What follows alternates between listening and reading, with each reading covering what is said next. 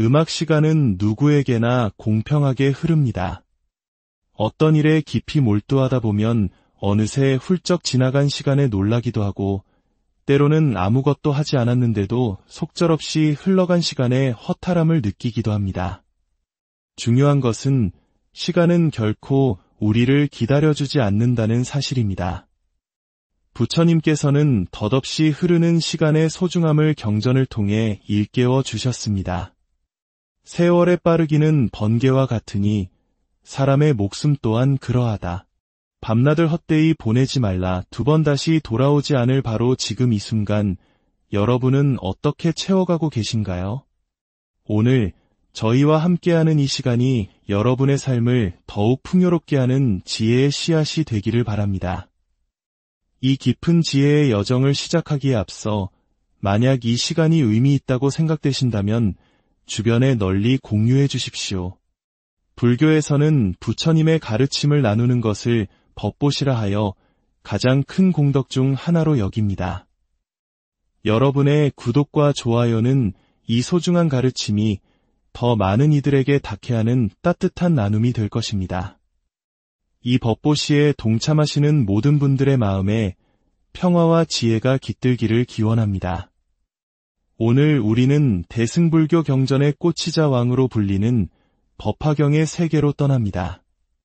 법화경의 본래 이름은 묘법변화경입니다.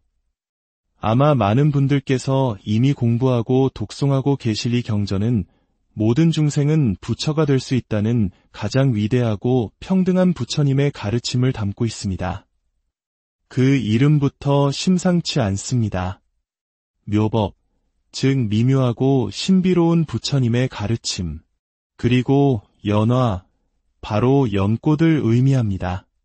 수많은 꽃 중에서도 왜 하필 연꽃이었을까요? 더럽고 진흙탕 같은 물속에서 피어나지만 그 더러움에 결코 물들지 않고 가장 깨끗하고 아름다운 꽃을 피우는 것이 바로 연꽃입니다. 특히 법화경에서 말하는 연꽃은 흰 연꽃, 백년을 가리키는데 이는 연꽃 중에서도 가장 으뜸으로 여겨집니다. 우리의 번뇌와 고통 가득한 삶 속에서도 마침내 깨달음이라는 성스러운 꽃을 피울 수 있다는 위대한 가능성을 상징하는 것입니다. 이 경전의 산스크리트어 원제는 사따르마 푼다리카 수트라입니다.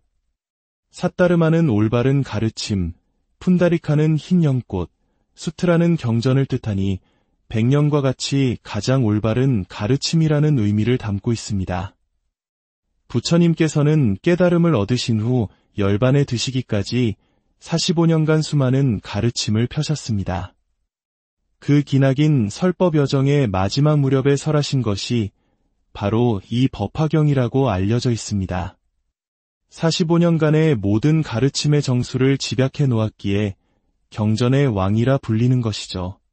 중국에서는 천태종을 창시한 지희대사가 이 경전을 근본 경전으로 삼아 동아시아 불교 사상에 지대한 영향을 미쳤습니다. 우리가 오늘날 읽는 법화경은 대부분 구마라집이라는 위대한 스님의 번역본에 바탕을 두고 있습니다. 그는 단순한 번역가가 아니었습니다. 열반에 드실 때 내가 평생 번역한 경전에 한 치의 오류라도 있다면 내 몸이 다 탄 후에 이 혀도 함께 탈 것이지만 나의 번역이 진실로 올바르다면 혀는 결코 타지 않을 것이다. 라고 선언했습니다. 그리고 실제로 다비식 후에 다른 모든 것은 제가 되었으나 그의 혀만은 온전한 모습으로 남아있었다는 전설적인 일화는 그가 얼마나 깊은 신념과 지혜로 부처님의 말씀을 옮겼는지를 보여줍니다. 법화경은 총 7권 28품으로 구성되어 있습니다. 그 방대한 내용의 핵심은 바로 이것입니다. 부처님은 단지 2600년 전 인도 땅에 살았던 한 역사적 인물, 석가모니로 끝나는 것이 아닙니다. 부처님은 시간을 초월하여 과거부터 현재, 그리고 아득한 미래에까지 영원히 존재하며 모든 중생들을 이끌어주는 법신불, 즉 진리 그 자체라는 것입니다. 그리고 위대한 가르침의 무대가 된 곳은 인도의 영추산입니다. 수많은 보살과 제자들이 모여 부처님의 설법을 듣던 이 장엄한 법회의 장면을 영산회상이라 부르며 이를 그린 그림이 바로 영산회상도입니다. 한국의 많은 사찰 대웅전에서 석가모니 부처님 불상 뒤에 걸린 탱화가 바로 이 영산회상도입니다. 우리가 절에 가서 부처님께 절을 올릴 때 우리는 시공간을 초월하여 바로 그 영취산의 설법 현장에 동참하고 있는 것과 같습니다. 더욱 놀라운 것은 이 영산회상의 정신이 시공간을 초월하여 이 땅 한반도에서 찬란하게 피어났다는 사실입니다. 바로 신라의 심장, 경주 불국사에서 말입니다. 불국사 대웅전 앞에는 두 개의 아름다운 탑이 나란히 서 있습니다. 바로 석가탑과 다보탑입니다.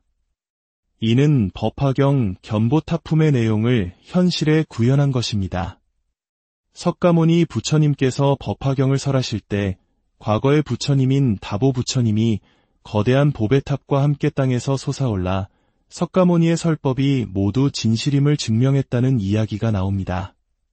석가탑은 현재 설법하시는 석가모니 부처님을, 다보탑은 그 설법이 진실임을 증명하는 다보 부처님을 상징합니다. 우리가 불국사에 가서 두 탑을 보는 것은 단순한 문화재 감상을 넘어 경전 속 위대한 진리의 순간을 직접 체험하는 것과 같습니다.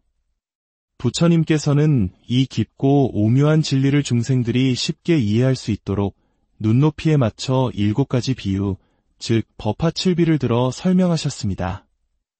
이 비유들은 단순한 이야기가 아니라 우리 자신의 마음을 비추는 거울이자 중생을 향한 부처님의 끝없는 자비와 지혜를 보여주는 창입니다.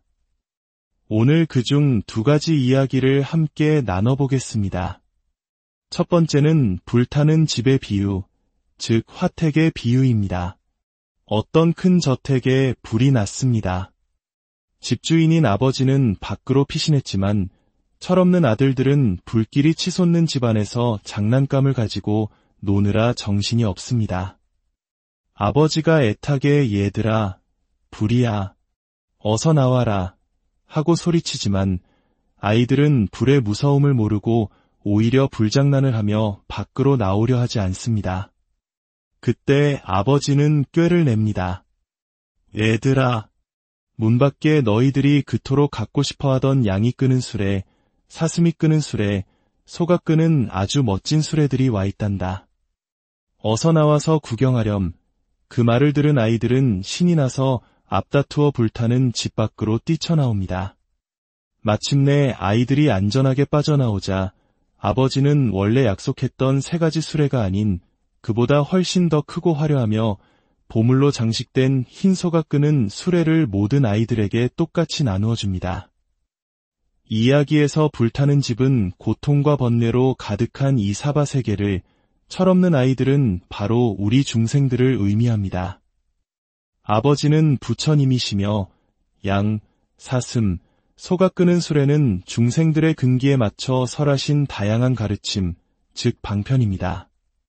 부처님께서는 처음에는 여러 가지 방편으로 우리를 고통의 집에서 빠져나오게 하지만 궁극적으로는 모든 중생에게 차별 없이 가장 위대한 깨달음의 길, 즉 부처가 되는 길이라는 최고의 선물을 주고자 하신다는 뜻입니다. 두 번째는 장자와 가난한 아들의 비유, 즉 궁자의 비유입니다. 어떤 부유한 장자에게 아들이 있었는데 어릴 때 집을 나가 50년 동안이나 온 세상을 떠돌며 거지로 살아갑니다. 그는 자신이 누구인지, 부모가 누구인지도 잊어버린 채 하루하루를 힘겹게 연명합니다. 그러던 어느 날 우연히 아버지의 거대한 저택 앞에 이르게 됩니다. 아버지는 한눈에 그 거지가 자신의 잃어버린 아들임을 알아보지만 아들은 화려한 저택과 아버지의 위험에 겁을 먹고 도망치려 합니다. 아버지는 아들이 자신의 신분을 받아들일 준비가 되지 않았음을 알고 곧바로 내가 내 아버지다 라고 말하지 않습니다. 대신 사람을 보내 아들에게 가장 천하고 힘든 일, 바로 집안의 똥오줌을 치우는 일을 맡깁니다. 아들은 묵묵히 그 일을 하며 품삯을 받습니다. 아버지는 종종 허름한 옷으로 갈아입고 아들에게 다가가 함께 일하며 격려해 줍니다. 그렇게 20년의 세월이 흐릅니다. 아들은 점차 성실함을 인정받아 마침내 집안의 모든 재산을 관리하는 책임자가 됩니다. 아버지는 임종이 가까워졌을 때 비로소 모든 친척과 사람들을 모아놓고 선언합니다. 이 사람은 사실 나의 친아들이다. 내가 가진 모든 재산은 이제부터 이 아들의 것이다. 이 이야기에서 아버지는 부처님, 집 나간 아들은 우리 중생을 뜻합니다. 우리 모두는 본래 부처의 아들, 즉 부처가 될 무한한 가능성, 불성을 지니고 태어났습니다. 하지만 그 사실을 잊어버린 채 스스로를 비천하고 부족한 존재라 여기며 고통 속을 헤매고 있습니다. 부처님께서는 그런 우리에게 곧바로 너는 부처다 라고 말하는 대신 우리가 감당할 수 있는 작은 수행과 가르침부터 시작하게 하여 점차 우리의 마음을 성장시키고 마침내 우리 자신이 본래 존귀한 불성의 소유자임을 깨닫게 이끌어 주시는 것입니다. 이 이야기들은 단순히 오래된 경전 속 이야기가 아닙니다. 불타는 집에서 위험을 모르고 노는 아이들, 자신의 본래 신분을 잊고 스스로를 초라하게 여기는 아들의 모습에서 혹시 우리의 모습이 보이지는 않으신가요? 법화경은 우리에게 말합니다. 당신이 지금 어떤 고통 속에 있든 얼마나 부족하게 느껴지든 당신 안에는 진흙 속에서 피어나는 연꽃처럼 위대한 깨달음의 가능성이 잠들어 있다고 말입니다.